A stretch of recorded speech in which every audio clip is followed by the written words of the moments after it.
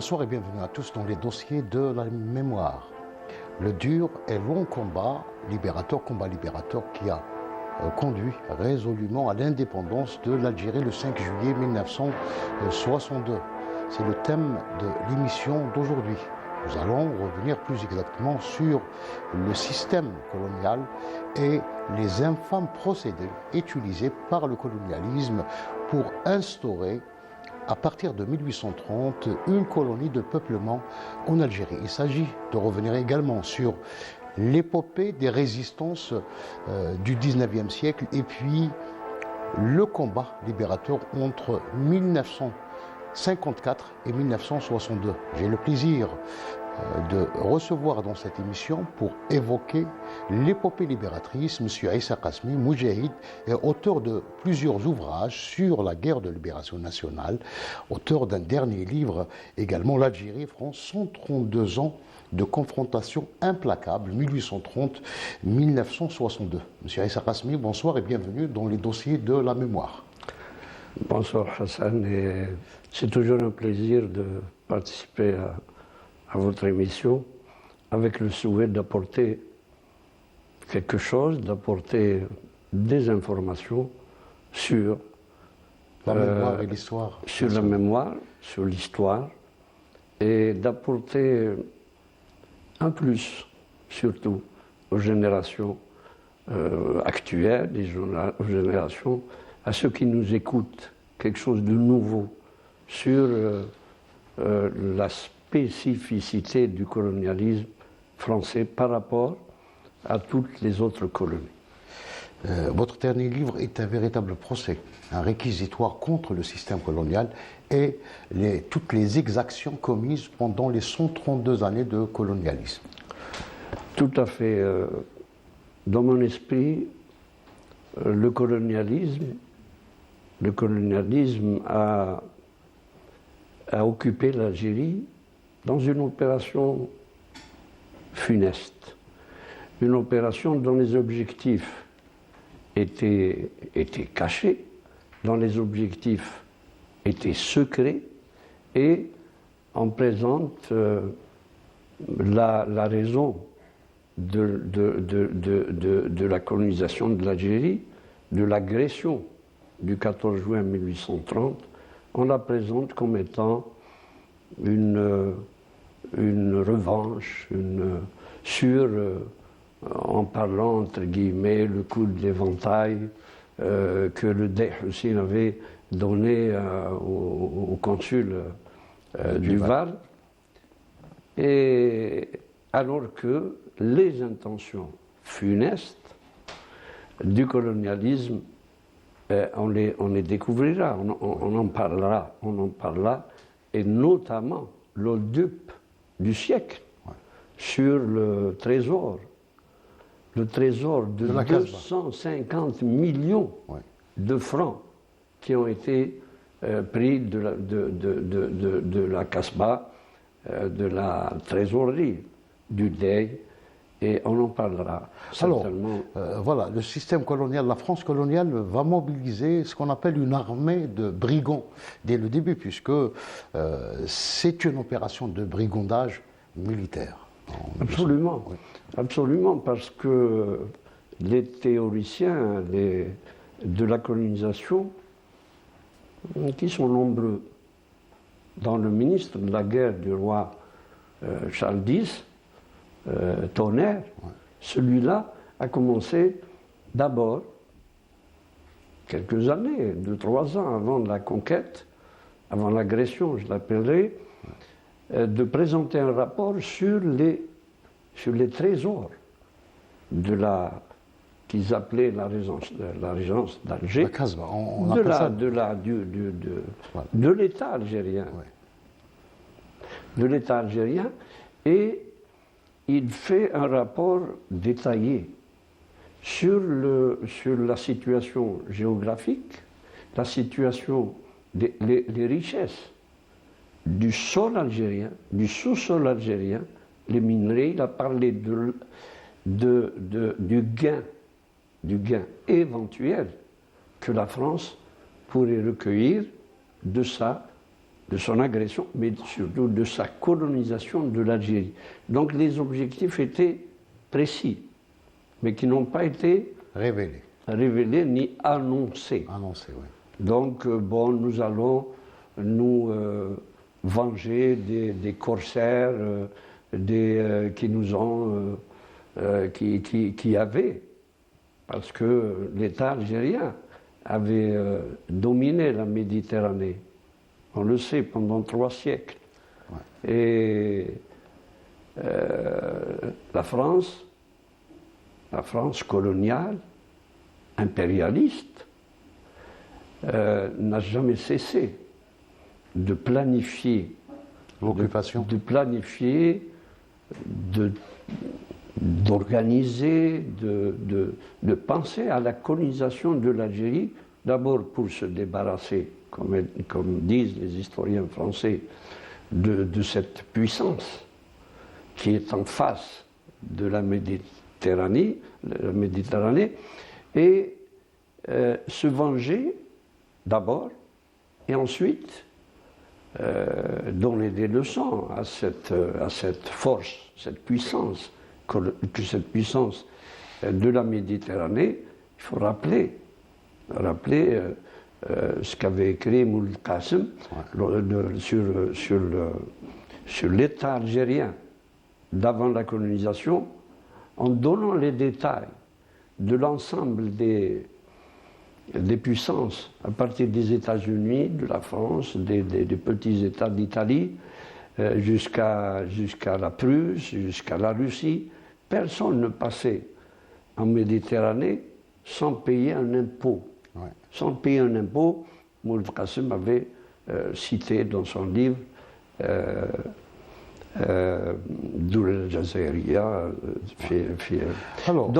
Donc voilà, les objectifs du colonialisme en occupant l'Algérie étaient d'abord s'accaparer du trésor, et pour ceux qui nous écoutent, 250 millions, alors que le coût de l'agression, avec 35 000 soldats, une armada de 35 000 soldats avec 400 bateaux, cela veut dire qu'ils connaissaient la puissance de l'Algérie, ils connaissaient l'importance de cet État qu'ils vont agresser. Alors il y avait 35 000 soldats et Alger à l'époque comptait 35 000 habitants, pratiquement un soldat pour chaque habitant. Absolument. Juste une précision, parce que lorsque j'ai dit 250 millions du trésor qui ont été pris, en plus de toutes les sommes, de tous les bijoux qui ont été volés par les soldats français parce qu'ils leur ont donné la liberté de rentrer dans les maisons, de faire le pillage. Le pillage. Alors que l'opération, l'agression elle-même, la mobilisation de 35 000 soldats, n'a coûté que 48 millions de francs. Donc 48 millions, c'est le coût, et le gain en argent, c'est 250 millions. Cela veut dire que dans l'esprit des agresseurs, ils ont d'abord l'objectif de la vengeance de l'honneur de l'État français, et ensuite l'objectif de s'enrichir. Et il y a des rapports qui sont écrits en disant que nous allons, alors que l'État français était, le roi Charles X était chancelant, d'abord il était malade, puisqu'il est mort juste après, quelques temps après, du côté de l'Autriche, ce qui veut dire qu'il voulait renforcer ou renflouer le trésor français, donner à la France un autre souffle, et c'est pour ça que cette agression... Et puis également, il y a un troisième objectif, c'est celui de l'établissement d'une colonie de peuplement. Voilà. Alors, cette intention d'établir une colonie évidemment, l'appétit vient en mangeant. Cela veut dire, petit à petit, lorsqu'ils se sont rendus compte que c'est une aubaine pour eux, la France avec 550 000 kilomètres carrés, et l'Algérie avec 2 millions 2 800 000 kilomètres carrés, oui. Cela veut dire un tout petit État qui va occuper un continent. Cela veut dire, donc, dans cet esprit, il fallait commettre des exactions. Quand ils ont retrouvé la Mitidja, ils ont retrouvé des terres fertiles, des montagnes riches en bois, en forêt, alors à ce moment-là, ils ont décidé de transformer l'Algérie déjà en 1848 avec le décret Senatus Consulte qui avait transformé l'Algérie en 4 départements. En 3 départements. En 3 départements, c'est déjà un crime. 3 départements d'Afrique, outre-mer, qui sont transformés en territoire français. Partie intégrante du territoire français. C'est à partir de là que donc l'idée d'installer une colonie de peuplement, entendez, parce que colonie de peuplement, c'est une expression, c'est un mot, mais derrière la colonie de peuplement, cela veut dire quoi? Il y a une stratégie d'extermination. Cela veut dire, exterminer les autochtones, exterminer l'ensemble de la population locale, hommes, femmes, enfants, et tout ça. Dans les écrits, nous avons tous les écrits de Bugeaud, de Saint-Arnaud, de la Mauricière, qui disent qu'il faut que ces gens-là disparaissent. Premièrement. Deuxièmement, apporter, transporter, dans les écrits des historiens français, ils disent transporter des populations. Ils choisissent même des populations suisses, allemandes, des Français, italiennes, maltaises, etc. Et tout ça, qu'ils soient des chrétiens, c'est une condition, parce que chrétiens, cela veut dire qu'ils ont l'idée d'attaquer l'islam et toute la civilisation sur laquelle repose l'État algérien.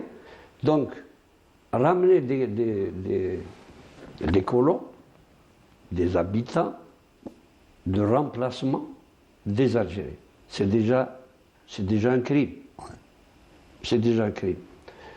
Ensuite, s'accaparer de l'ensemble des terres, qu'ils vont distribuer aux colons qui arrivaient par centaines. Nous avons des chiffres. Et ensuite, un dernier point, c'est de toute la population. D'abord, l'opération de génocide a commencé déjà par les Aoufia. D'abord, avant les Aoufia, c'est les 4000 personnes qui ont été massacrées lorsqu'ils ont pris, ils se sont accaparés de la mosquée Ketchawa. Et ensuite, les Aoufia, et ensuite les enfumades, des Sbi'a, des Ouladriyah et tout ça, et partout. Constantinois, Sétif et dans tous les hauts plateaux.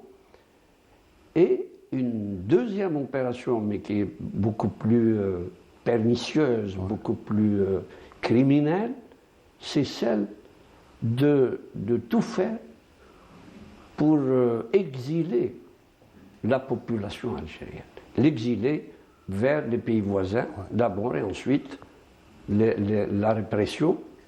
La répression a fait que les grandes familles ont commencé à s'exiler d'eux-mêmes vers le Moyen-Orient, donc vers la Syrie, vers la Palestine, vers le Liban, et avec une condition de non-retour chez eux. Voilà, donc, et puis là, toutes les populations qui se dressaient contre la France, cette population qui a mené des révoltes, des insurrections. Et il y a eu, entre 1830 et 1870, donc c'est 71. 70, 72, plus de 130 insurrections, révoltes dans toute l'Algérie. Et les historiens français ont tenu sciemment, cela veut dire consciemment, à à faire des séparations entre ces insurrections. Oui. L'insurrection des Brim Nasser, l'insurrection d'Orléansville, l'insurrection de Mokrani, l'insurrection. Alors que cette résistance tournait autour de l'émir Abdelkader. Oui. Et après la lutte de l'émir Abdelkader, se sont greffés la résistance a continué. A continué avec les Sidi les Acha, Mokrani. Absolument, Rouat et tout cela. Les historiens français font en sorte que tu as utilisé un mot, saucissonné un petit peu. Saucissonné. Oui. Voilà. Donc, qu'il n'y a pas de relation entre ceux. Alors que la résistance, les insurrections, c'est une opération continue qui ne s'est jamais arrêtée. En tous les cas, dans mon esprit, la guerre entre la France et l'Algérie ne s'est jamais arrêtée. C'est une continuité de 1830 jusqu'au 5 juillet 62 de diverses formes. C'est-à-dire les Algériens n'ont jamais accepté le dictat colonial, ils ont toujours résisté tout au long donc, des 132 années. Donc après l'épopée, ces résistances du 19e siècle, c'est plus de 130 résistances au 19e siècle. Jusqu'à 1934. Donc les Algériens... Tindouf a été occupé en 1934. 34, oui. Donc ces résistances, les Algériens vont, à partir du début du 19e siècle, s'inscrire dans une autre perspective de libération, toujours donc réclamer l'indépendance indirectement à travers donc des actions de l'émir Khaled, après de l'étoile nord-africaine, jusqu'à donc au massacre, à ce tournant donc dans l'histoire algérienne, le massacre de 1945. Absolument. Je crois que le sujet de la résistance et des populations qui a pris diverses formes, en plus de la lutte armée, de ces insurrections qui sont liées, l'émir Abdelkader, Boumaza, Boubaghla, et ensuite sont venues les autres résistances, sans oublier la Fatma qui a tenu avec 5 généraux, les principaux généraux de l'armée coloniale, de l'armée française. Donc ces insurrections de Soukaras jusqu'à Marnia. Et ensuite, la résistance, on ne va pas omettre de le dire, c'est la résistance des Touaregs du Sud, qui a tenu avec Cheikh Hamoud... jusqu'à la fin de la Première Guerre mondiale. Absolument, jusqu'à 1924. Cheikh Hamoud, il est mort en 1929.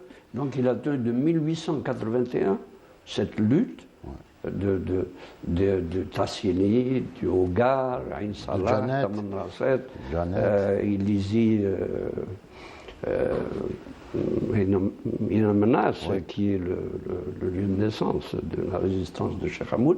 Donc cette résistance, qui a eu deux sens, donc résister à la colonisation, et ensuite montrer que le territoire algérien est indivisible, jusqu'à la fin. Et toutes les tentatives de séparer le Sahara jusqu'aux accords d'Évian. Donc, grâce à la résistance et à la position ferme de l'ensemble des des nationalistes de la région du Sud. Ensuite, lorsque à partir de 1910, du début de la Première Guerre mondiale, les Algériens ont compris que continuer à résister les armes à la main, c'est un désastre, parce que l'armée française ne lésinait sur aucun moyen pour tuer, donc d'un massacre à l'autre, sans arrêt. Massacre plus d'autres procédés, c'est-à-dire ils ont affamé les Algériens, les razzias, la destruction des arbres fruitiers, des récoltes, etc. Donc tout à fait. Il y a eu plus de 3 millions de morts Et un autre fait, au XIXe siècle. Un autre fait qui est aussi important dans ce chapitre, c'est que les populations, lorsqu'ils ont compris, c'est un peu la position de l'émirat Kadr, que cette lutte mène vers l'extermination du peuple algérien. Donc ils ont changé l'arme, comme on dit, d'épaule. Le fusil d'épaule. Le fusil de l'épaule. Ouais. Et nous constatons que les Français se sont toujours mis, comme on dit, le doigt dans l'œil. Tahfar hafra, tahfiha. Yahfru hafra et tahfiha. Ils ont été jusqu'à penser que avec Lavégie, avec tous les autres, avec Jules Ferry, ouvrir l'école aux jeunes Algériens, aux enfants algériens, ils ont pensé que de cette façon, nous allons leur apprendre la culture française, la civilisation française et un peu la religion. Donc on va les éloigner de leur civilisation. L'acculturation, ce qu'on appelle le plan de l'acculturation. Absolument. Et ils ont récolté exactement le contraire. Les quelques Algériens qui ont réussi à faire des études. Un cheminement scolaire. Cheminement normal, scolaire, pour des raisons qu'on connaît. Alors que la masse des Algériens n'allait pas, quel que soit comment dire, la capacité des élèves, ne dépassait pas le certificat d'études maximum. Ceux qui sont arrivés à faire des études, à l'exemple de l'émir Khaled, qui a été, grâce bien sûr à sa lignée, il a été faire le lycée Louis le Grand de Paris, et après il est rentré dans l'armée française, il a été nommé capitaine dans l'armée française, et ensuite lorsqu'il a pris sa retraite, juste à la fin de la guerre mondiale, 19, il a commencé à rassembler, à regrouper l'ensemble des nationalistes pour dire à la France maintenant, après avoir sacrifié 25 000 Algériens qui sont morts pendant la Première Guerre mondiale, et maintenant...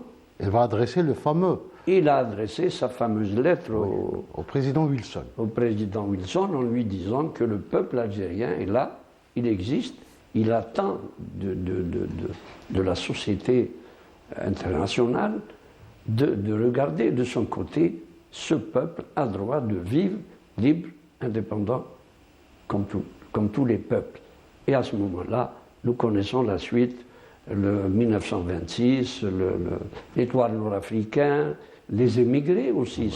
Les émigrés aussi. Parce que lorsqu'ils ont ouvert la porte à partir de 1911, 1912, pour l'émigration vers la France, ils ont pensé se retrouver avec une main-d'œuvre. Une main-d'œuvre à bon marché. À bon marché. Et une chair à canon, donc pour le. Faire marcher des usines de fabrication d'armes et des chantiers, parce que les Français qui étaient sur les chantiers étaient mobilisés pour la guerre. Et ensuite, la chair à canon, et on a eu 25 000 morts, sacrifiés pour le drapeau français, alors que leur pays est occupé. L'étoile nord-africaine, les émigrés, ensuite tous les partis, 1930, la France a voulu aussi, humilier le peuple algérien. 1830, qu'est-ce qu'ils ont fait? Darou Ars, mouch Ars Sghir. Ils ont fait une grandiose, comme ils disent, une grandiose manifestation de joie. Mietna, donc 100 ans de colonisation, maintenant c'est fini, nous avons les pieds à terre, nous avons occupé le pays, c'est fini. Et à ce moment-là, les Algériens, Abdelhamid Ben Badis, Farhat Abbas et tous les autres, notamment ceux qui ont été à l'école française, en utilisant comme disait Katou Yassine, nous avons un butin, c'est la langue française. La culture française, je puise de cette culture pour attaquer mon ennemi. Donc avec cette culture, ils ont réussi à s'imposer sur la scène politique. Et les Français ont compris. Les historiens français disent que à partir de 1830, c'est le tournant par rapport aux nationalistes. Évidemment, pendant la Deuxième Guerre mondiale, on sait qu'il y a eu encore 40 000 Algériens qui se sont sacrifiés. Oui. Mobilisés, il y a eu 172 000, mais ceux qui sont morts, c'est 40 000 qui s'ajoutent aux 25 000 de la Première Guerre mondiale. Et lorsqu'on a levé les Algériens des montagnes et des plaines, lève le petit doigt en disant « Écoutez, maintenant la guerre est terminée. On a contribué à libérer la France. Voilà la facture qu'on a payée. Dites-nous, est-ce que le peuple algérien, lui, est-ce qu'il a le droit aussi de manifester sa joie d'avoir contribué à battre le nazisme? Et maintenant, quel est l'avenir du peuple algérien? Et à ce moment-là, la réponse du général de Gaulle, qui était président du Conseil en France, de la France libre, il a donné ordre. Nous avons son télégramme ici, où il dit « Faites tout ce qu'il faut. Je vous dis, utilisez tous les moyens, quels qu'ils soient, pour mater cette rébellion. » Un télégramme qui nous a coûté 45 000 morts, monsieur. Exactement. Voilà, donc ceux qui nous écoutent doivent comprendre que les événements, je ne dis pas le 8 mai, parce que ça a duré au moins 2 mois. Tout le mois de mai et tout le mois de juin, et puis jusqu'à l'automne de 1945, ce sont les razzias. Et 45 000, on peut s'apesantir un petit peu, s'arrêter sur ce chiffre. Parce que si on écoute et on lit les historiens français, c'est 15 000, c'est 10 000. Les Algériens... Il ne faut pas oublier, il y avait des villages qui ont été rasés, etc. Des villages qui ont été rasés. Moi, maintenant, j'ai esprit. Moi, je suis originaire de Bougie. À Bougie, Bjaïa, il y a eu 3 ou 4 bateaux qui bombardaient pendant 3 jours. Du 11 mai jusqu'au 14, ils bombardaient l'ensemble des villages qui se trouvaient au-dessus de Tichy, Aoukas, Melbou, Laouana, tous les villages. Sur le Biban, les Bibans, Bébert. bombardés jusqu'à Moucha, jusqu'à Boagdes. Ce sont je dis des centaines, je dis des milliers de morts qui ont été enterrés. Dans des fosses communes. Nous avons maintenant des images. À ce moment-là, on n'avait pas d'images, il n'y avait pas ni Internet, ni télévision, mais des fosses communes qui ont été enterrées, en plus comment il s'appelle, ceux qui ont été jetés à Kharata. Kharata, les gorges de Kharata. Les gorges de Kharata. Comment on les appelle? Rappelle-moi. Chabat al-Khara. Chabat al-Khara. Donc, c'est des camions à benne qui ramènent des femmes, des hommes et des enfants, et ils renversent la benne pour les envoyer à Chabat al-Khara vivants. Oui. Donc, ces massacres, dans mon esprit, il y a plus de 45 000. Il y a quelques sources qui disent 80 000. Mais on ne peut pas compter les morts. On n'avait pas les moyens, nous, les Algériens, de compter les morts. Les Français, l'armée française, ça ne l'intéresse pas de compter les morts. Mais parce qu'on compte les morts. C'est la brutalité, c'est la brutalité. La brutalité. Ce visage brutal. Voilà, donc c'est la brutalité, c'est la terre brûlée. Mais ces événements, ce sont des sacrifices. Donc en quelques jours, une semaine, 2 semaines, 45 000 morts. Et dans toute l'Algérie. Parce que les Français disent Stef, Kharata ou Guelma. Mais nous savons. C'est pour localiser dans une région précise, Fakat. Oui. Donc là, les événements de mai 45, parce qu'on peut en parler pendant des heures et des heures, mais disons seulement que ça a été l'éveil des nationalistes algériens. À partir de ce moment-là, ils ont dit que ce qui a été pris par la force et la violence doit être repris par la force. Ne peut être repris que par la lutte armée, que par la violence, que par les sacrifices. Et c'est pour cela que, juste après 1947, la création de l'OS, l'organisation spéciale, que les Algériens, les militants appellent l'OS. Ils l'ont traduit directement l'Azam. L'Azam, l'os au sens du terme. Donc l'os a été créé donc, le 15 février 1947. Il est parti préparer la guerre, préparer les jeunes Algériens à la lutte armée, et c'est irréversible. On ne peut pas revenir en arrière, et c'est le Cruya, et c'est le 1er novembre. Alors, le 1er novembre, la prouesse des jeunes, de ceux qui ont déclenché la guerre de libération le 1er novembre, c'est d'envisager une révolution unitaire, c'est-à-dire c'est dans l'union qu'on peut, c'est ça le front de libération nationale. Il fallait l'union pour faire face au colonialisme. Absolument. D'abord, je crois que ce serait bon de dire,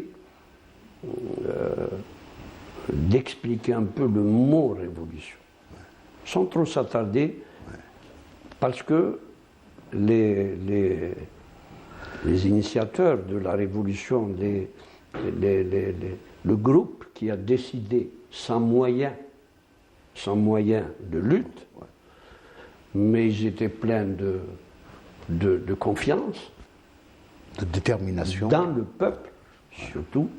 Ils savaient que le peuple mettait la révolution. Donc, le peuple allait suivre, alors qu'ils étaient inconnus. Le peuple était prédisposé, comme disait l'Arab ibn Mahdi. Absolument. Oui. Donc, ils ont parlé de révolution et ils ont expliqué pourquoi la révolution. Parce que la révolution n'était pas seulement une bataille, une guerre pour arracher l'indépendance, mais c'était une opération qui va transformer la société algérienne de fond en comble. Et d'ailleurs, elle a elle a eu des effets non seulement sur la société algérienne, en termes de bouleversement, mais elle a eu ses effets de révolution. C'est une révolution qui a rayonné sur l'Afrique, sur le tiers-monde d'une manière générale. Dont les bouleversements ont touché la France. Imaginons par exemple un fait comme ça de 1955, 54, 55 jusqu'à 58, 3 ans, 5 gouvernements français. 5 qui ont changé parfois en quelques mois. Quelqu'un a fait 2 mois seulement sous les effets de la révolution algérienne. Donc, qui a rayonné sur le monde, qui a eu des effets sur l'Afrique, qui a eu des effets sur... Et c'est une révolution aussi dont le mérite, peut-être l'unique révolution. Je crois que le général Giap avait dit que la révolution algérienne est l'unique révolution qui a porté la guerre sur le territoire même du colonisateur, de son ennemi. Ouais. Et je crois que ça a eu des... Voilà, donc je crois que on peut... Bien sûr, l'épopée libératrice, donc de 54 à 62, donc, est envisagée donc, à partir d'un esprit qui est toujours inscrit dans ce fameux texte, la proclamation du 1er novembre, l'appel au peuple algérien. Absolument. Qui reste donc d'ailleurs une référence pour tous les Algériens jusqu'à aujourd'hui. C'est l'un des textes fondateurs Tout à fait. de l'Algérie. Tout à fait. Je crois que si on doit se fixer sur le cheminement de la Révolution, je crois que d'abord, il faut parler de ce credo, de ce réservoir de nationalistes qui a été formé par l'OS, justement, qui se sont mis dans la bataille, premièrement. Deuxièmement, il faut parler de l'action diplomatique, je dirais, d'une très grande importance de Zerout Youssef le 20 mai 1955, qui a permis le baptême officiel de l'ALN, et qui a permis aussi de montrer à l'ennemi que le peuple algérien est là. Ce n'est pas une révolution de quelques personnes. C'est une révolution portée par tout un peuple. Comme disaient les théoriciens de l'armée française ou les officiers de l'armée française, une bande de rebelles, dans quelques quarts d'heure comme ça, on va les mater. Donc c'est une révolution populaire. Lorsque les populations de Harrouch, de Skikda, de toute la région se sont mis, ils ont mis les pieds dans l'étrier, comme on dit, ils se sont mis dans la bataille, il y a eu 12 000 morts. 12 000 morts en une journée. Donc, nous le voyons aujourd'hui, ce que fait le sionisme. 12 000 morts en une seule journée. Mais cela a permis, alors que l'Assemblée générale des Nations unies se réunissait, à montrer de... Ensuite vient le texte le plus dense, le plus riche, le plus tranchant sur une année après, la Révolution, c'est le 20 août 56. Mais bon, le 20 août 56, on en parlera, je l'espère. Bien sûr. Donc, mais on rappelle également, c'était une étape importante dans l'histoire de la guerre de libération, donc la charte de la Soumane qui a mis résolument la révolution sur rail. On a créé l'ALN, l'armée de libération nationale. Le FLN, l'armée de libération nationale. En relisant, il n'y a pas longtemps, justement, en parlant des historiens français, je relisais les mémoires du général de Gaulle, de bout en bout, sur près de 300 pages. Le livre, il fait 2000 pages. Sur 300 pages, sur sa relation avec l'Algérie, il ne parle pas de l'armée de libération nationale. Il parle jusqu'à l'indépendance, jusqu'au cessez-le-feu, il parle encore de groupe, de peuplade. Donc, voilà. Et ensuite, le 20 août, évidemment, vient le combat des Algériens, le combat de la résistance. Dans les villes et les campagnes, les maquis. Voilà. Voilà. Vient ensuite 58, la création du GPRA, vient ensuite le rôle des masses populaires à ce moment-là, qui viennent à partir de 56. Mais avant, donc pendant la guerre de libération, nous savons que la France va utiliser les pires exactions, les pires procédés tout au long donc, voilà, de la guerre de libération nationale. Tu as bien fait de parler de ce sujet. Évidemment, extermination. Oui. Bien. Donc c'est un peu là. L'esprit d'extermination ne s'est jamais, n'a jamais, comment dire, quitté la conception du colonialisme, en se disant c'est l'aubaine, c'est l'occasion encore. Ils n'ont jamais, au début, ils n'ont jamais pensé que l'Algérie va sortir victorieuse de la guerre. Ce n'est que après. À ce moment-là, la guerre,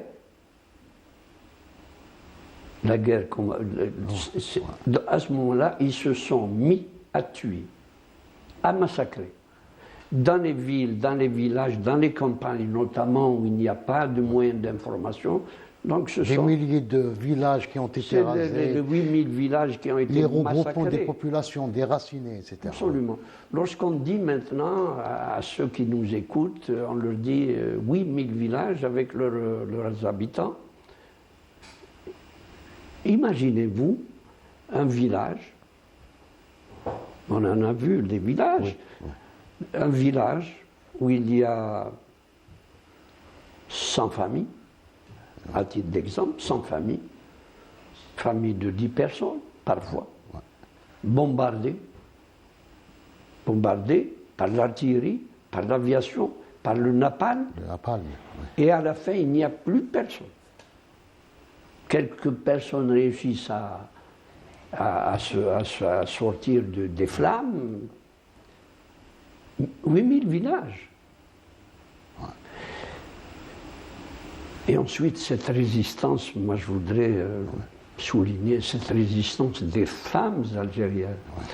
Des femmes algériennes. Moi, quand je vois, et puis j'ai vu des images de ces femmes, je les ai vues de mes propres yeux, mourir, laisser leurs enfants, s'accrocher à leurs enfants, les enfants qui s'accrochent à leur mère. Ces images-là, il faut les revoir. Ce sont des milliers et des milliers. Alors cette femme qui a réussi déjà, depuis 1830, à résister à l'agression culturelle d'attaque des us et coutumes, de la famille, ces massacres ont continué pendant toute la guerre. Et malgré tous ces sacrifices, les Algériens n'ont jamais renoncé. Malgré tous ces sacrifices. Pourquoi et pourquoi? Pour quelle cause? C'est pour la libération du pays. Et lorsqu'en négociation d'Évian, on partage l'Algérie en 3 régions, on va prendre, le Sahara n'est pas à vous. Bon, on arrive, on leur dit, écoutez, il n'y a pas d'indépendance, il faudrait qu'on consulte le peuple algérien. Tu t'imagines c'est stupidité. Le peuple algérien s'est autodéterminé par les armes. Non? Bien sûr. Par les armes, par les sacrifices, par le sang. Le sang, c'est des fleuves, il n'y a pas... Je ne pense pas qu'il y ait une petite pierre en Algérie où il n'y a pas. Chaque pierre constitue un livre sur l'histoire. Il y a du sang. Autodétermination. C'est quoi? C'est quoi? voulez-vous que l'Algérie soit indépendante ou non? Général de Gaulle, il explique d'ailleurs dans ce mémoire en disant et tout ça. Et on connaît la 99, de voix. Il y a eu quand même 16 000 voix qui ont dit non à l'indépendance. Entre parenthèses, il faudrait que ceux qui nous suivent prennent note, 16 000 quelque chose. Bon. Mais enfin, voilà, tout ce sacrifice. C'est un détail de l'histoire, comme on dit. Oui, détail d'histoire, absolument. Voilà, parce que le peuple algérien va donc va renverser la table. Tout à fait, absolument. Non seulement il a renversé la table, il a arraché son indépendance, sa liberté par les sacrifices, et il a inspiré d'autres peuples. Voyons, en 1956, lorsque De Gaulle, lorsque Doula Fransaouia, l'État français, avait dit maintenant, la France va perdre toutes ses colonies. Ils ont ramassé toutes ces forces de tous les pays et les ont ramenées en Algérie pour s'occuper de ces quelques rebelles. En 1956, il y a eu 400 000. 400 000 soldats. Soldats. Voilà, donc nous n'avons pas parlé, évidemment, de ces... 400 000, donc un chiffre qui va pratiquement doubler, non, plus. On a eu en 1959 1 million, de soldats français. 1 million, c'est l'officiel de l'armée française. Plus les supplétifs, les auxiliaires de toutes sortes. Voilà, mais je dirais que pour détail de l'histoire, comme tu dis, le général de Gaulle en 1959, au mois d'août 1959, au milieu de l'opération Jumelle, il s'est rendu au col de Schlata,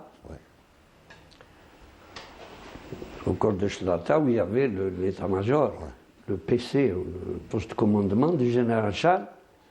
Il a appelé les officiers subalternes là-bas qui étaient...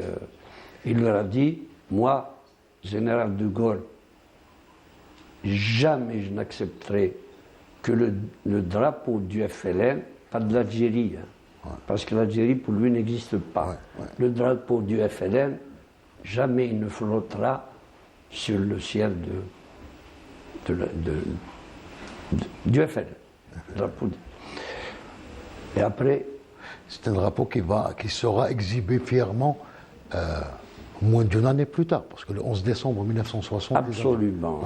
C'était la réponse des Algériens. Donc le rôle, je reviens très rapidement, le rôle de ces masses populaires, parce que n'oublions pas que le général de Gaulle, lorsqu'en 1958, il a utilisé cette politique de pacification, entre guillemets, qu'il a utilisé, TDA, pacification, mais le plan de Constantine, nous avons tout rénové, nous allons vivre ensemble, et tout ce qu'on n'a pas fait pendant 130 ans, on va le faire en quelques années.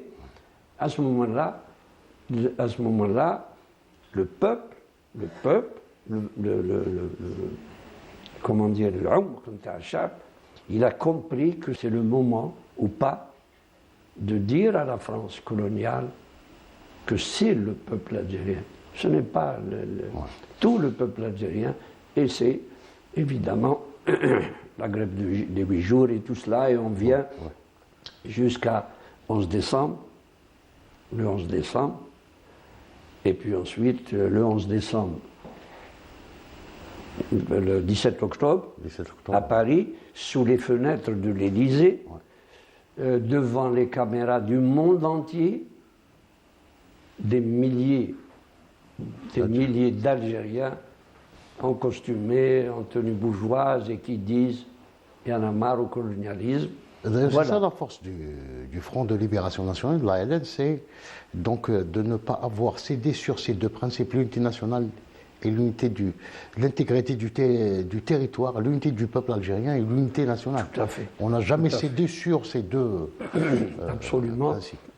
Et je crois que c'est cette constance dans les principes et cette unité, malgré que entre nous, il y avait des petites dissensions entre les dirigeants, mais face à l'ennemi, c'est l'unité, et ensuite le fait de maintenir le cap sur l'intégrité du territoire, l'unité du peuple.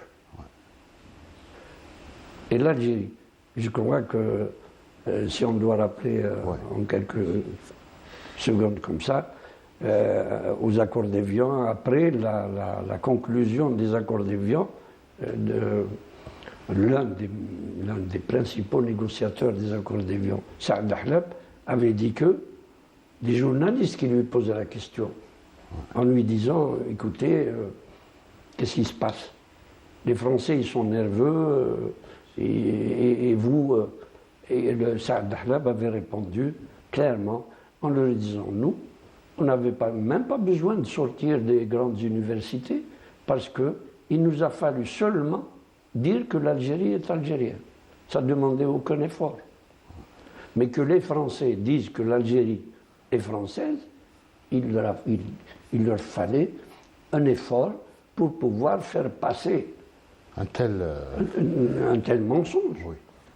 Je crois que ça résume en quelque sorte le sens de l'indépendance algérienne, libérer le territoire, un territoire dans son intégrité, libérer le peuple dans son unité. Voilà. Donc je tiens à vous remercier donc avec cette... on va dire vive l'Algérie, vive l'Algérie. Exactement, vive l'Algérie. Donc je tiens à vous remercier vivement, M. Aïssa Kasmi, d'avoir abordé avec nous les principales étapes de la colonisation, mais aussi des résistances et du combat libérateur. Je rappelle que vous avez écrit un dernier ouvrage consacré justement à cette histoire de la colonisation et de la résistance du peuple algérien face au colonialisme. Algérie-France, 132 ans de confrontation implacable, 1830-1962. Je vous remercie encore une fois. Je tiens à remercier l'équipe technique du Studio 7 qui m'a aidé à préparer cette émission. Excellente soirée et à bientôt. On est dans le...